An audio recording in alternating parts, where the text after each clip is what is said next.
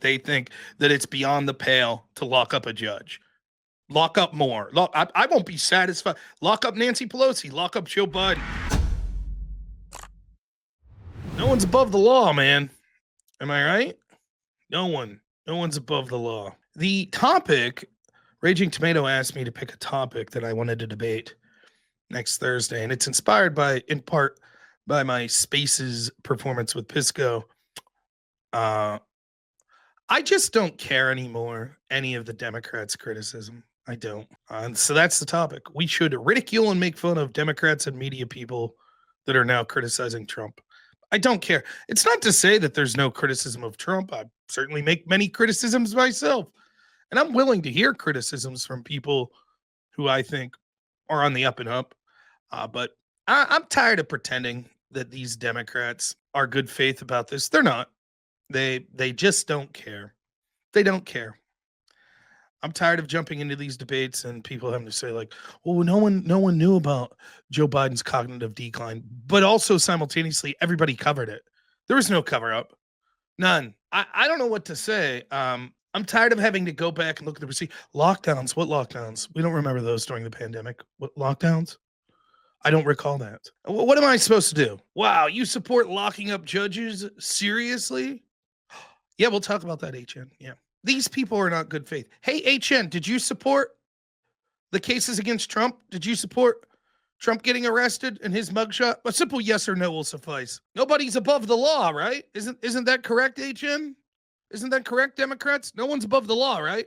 The list goes on and on of things that we have to claim Democrats pretend to care about. We have to pretend Democrats care about only to when their side does it. They're like, oh, well, no, I did not support prosecuting Trump. Yes, once the standard was set that we could prosecute the candidate for president on the other side for any sort of garbage. Yes, I'm absolutely for our side doing that over and over and over. I think they should lock up hundreds of judges and policy officials. Anyone who tries to intervene any way whatsoever to stop ICE from doing their job. I hope they all get the maximum sentence, and I hope that they are dog walked in handcuffs in videotapes for all of us to see, much like Democrats who supported locking up Trump supporters, pro-life supporters that supported CNN showing up to Roger Stone's house as they drug him out in his underwear at 4 a.m. that supported the raid of Mar-a-Lago. HN, you're a liar is what you are. HN says, okay, so you're a hypocrite and I'm not. Good to know. Can you show me one time you protesting Democrats and their lawfare against Trump? Any social media post you had, any comment that you made on my channel or anywhere else, any time you said, I refuse to vote for these people that are clearly using political lawfare, can you show me that at all? Yes, I know, like every other liar that's a lefty that I debate, you'll say after the fact, once your side reaps what it sows, you'll say, I was against that. I was the one Democrat that was actually against it. The whole time I was like, this is authoritarian that you're prosecuting Trump. I was saying that all the time. I didn't make any public comments. I just thought about it in my head. Yes, sure. Actually, when the entire Democrat platform was locking up Donald Trump, I didn't comment on it. I had other political thoughts going on. It just escaped my mind. I didn't comment on it, but I thought it was horrible and a horrible abuse of power. But now I'm thinking of when a judge gets arrested. Yeah, I don't care. I don't care that the Democrats that were for locking up Trump are now furious that they think that it's beyond the pale to lock up a judge. Lock up more. I won't be satisfied. Lock up Nancy Pelosi. Lock up Joe Biden. All of them. That's the standard. I'm tired of the standard being set, Democrats cheering that standard on, and then when the shoe's on the other foot, Democrats go, well, that's whataboutism to talk about the standard that we cheered for being set. That's whataboutism. That's whataboutism. Whoa. Why can't we just focus on Trump and what he's doing is bad? They didn't have a problem with the Twitter files at all. They didn't care that USAID money was going to NGOs that are actually government organizations by a different name and pressuring social media company to censor people they disagreed with, like conservatives. By the way, the NGOs are still doing that in Europe. They're helping the European Union sue places like X for not complying with European Union laws to censor disinformation. And we all know what disinformation is. I've talked you through this many times. Disinformation is just information that the establishment doesn't like being out there.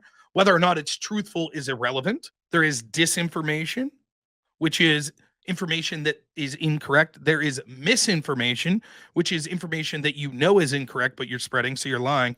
And then there is malinformation. Malinformation is information that's true, but it's just inconvenient to the people in power's narrative. So all of that needs to be censored. NGOs are a government organization. You are a conspiracy theorist. Yes, if a non-governmental organization ceases to exist without governmental funding, and it is directed by government institutions on the apparatuses and the methods that they're supposed to do and what their objectives should be, then I'll say that it's just a government organization by a different name. Yes. So now locking up politicians is bad after that's what remember, Democrats were running on Trump shouldn't be on the ballot. He should be locked up. A 38-time felon. All the cases against Trump, they're all good. They raided Mar-a-Lago. Yes, they said, yes. People like me are saying, you sure that's a precedent you want to set? We're going to raid former presidents and the front runner for president next time. We're going to raid their home? That's the precedent we're going to set? You sure we want to set the precedent of sitting administrations getting FISA warrants against their opponents? You sure that's what you want to do? Yes, they said, yes, Trump bad, Orange Man bad, get him. And now the shoe's on the other foot, and they're like, oh my God, the rule of law, no, they've locked up a judge. By the way, hardly any of them are saying that this judge didn't commit a crime. Obviously, she should have her day in court, but it looks as if it's pretty cut and dry. For those that didn't follow, ICE shows up to pick up an illegal that's there on a trial for abuse, assaulting people. Witnesses are there, including his former girlfriend, to testify that he assaulted them. ICE shows up and says, hey, we're going to arrest this guy afterwards. Judge comes out, yells at them, then goes back in the courthouse and leads them out a side door that's not for public use in hopes of avoiding ICE. You can't arrest. Why not? I thought no one was above the law. If I conceal and help a fugitive flee a law enforcement group in this country, can I be charged with it? Yeah. Okay, then why not a judge? Okay, HN says, you're using word for word the Trump administration's account of events. Let's hear your account. Because I haven't just heard it from, I've heard it from Jonathan Turley. I heard it from Ellie Honing, who's CNN's senior legal correspondent, who's a Democrat. He said, pretty cut and dry. Looks like a pretty cut and dry case. But that's just Trump's word of events. Let's hear, HN's going to give us the other side of the argument. I'm convinced HN's a plant. He's actually a Rob Norton, a Trump supporter that pretends to be a lefty just so I can get good content and riff off him. It's good stuff. I don't have an account. I think we should wait for more information to come up before you're so willing to repeat Pam Bombi's words. Wait a minute, but you said you're against charging. That's what you said. How can you be against charging if you're admitting you have no idea what the facts are? Are you just saying as a matter of principle, no judge should ever be charged with any crime whatsoever? I'm saying it looks like that based on what we see from the Department of Justice, there's more than enough to bring a charge. She should get her day in court and her chance to prove herself not guilty. You're the person definitively saying, no, it was abusive to even charge. How could you make that claim if you don't know any of the facts of the case? People keep asking me, I don't know why this has been asked. Do I think they would have given Trump the death penalty if they could find a suitable charge? I don't know. Maybe. They would have charged him up to what they thought could have caused the maximum damage against Trump and his supporters. I don't think they would have needed to do the death penalty. I think it would have probably been difficult politically for them to achieve. Life in prison would have sufficed. But they wouldn't need the death penalty would have been something that they wouldn't have needed to do because the political firestorm that it would have caused. They could have just, assassinated him, thrown him in jail. If he'd have got harmed in jail, oh well. There was a judge here in Pennsylvania. I think he was pardoned by Biden. What this judge was doing here in Pennsylvania, scumbag, should have got life in prison. He was being paid by juvenile detention centers to send kids to juvie that should have otherwise been allowed to go home without going to juvenile detention centers. Can you think of something more heinous? Ruining kids' lives. I'm not saying they're great kids. They're accused of committing some sort of crime, but it wouldn't have risen to the level that normally would have sent them to juvenile detention. But this dude was getting paid to send them there. Should that judge have been arrested? HN would say, no, you can't arrest that judge. You can't. There's this famous murder case where it's crazy. I was reading about this story a couple weeks ago. I don't know if he was a judge or he was something like a judge. I think he was a judge. And he got accused of taking computers, like basically stealing computer monitors and it ended up screwing up his career. And so then there was these crazy homicides that were occurring of people that were connected to this case, though at first it didn't appear evident to that. And what it turned out was it was this former judge who was executing people that he blamed for him losing his job. And he was like calling the news station and radio station and like leaving.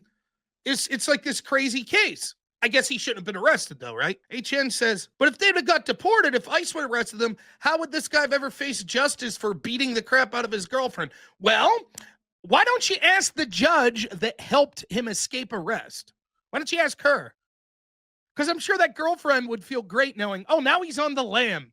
Imagine that. You work up the courage to testify against your former boyfriend for beating you up. As you're sitting in court waiting to testify, the judge allows the man out a side door so that ICE doesn't arrest him, and now he's on the lam, capable of coming to your home and beating you up again, or worse.